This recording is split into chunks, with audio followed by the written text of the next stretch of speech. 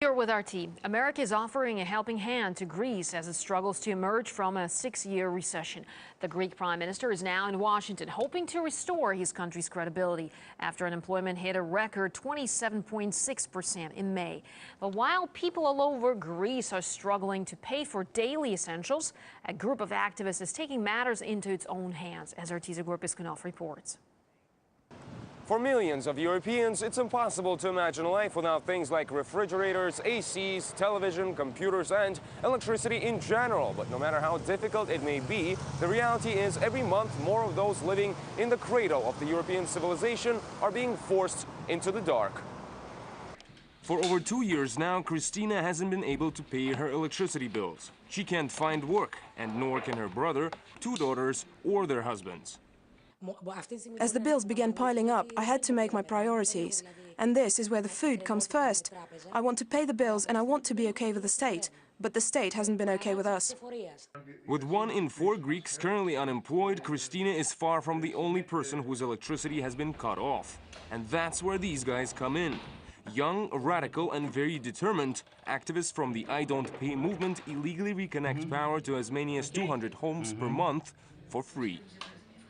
The vast majority of the societies to be sunk into poverty, and only few of them, few families across the world, to have the 99% of the wealth. That's not something that we want to bear. They reconnect electricity to homes or disconnect power from road tolls, making them free for motorists, or sometimes they target the underground.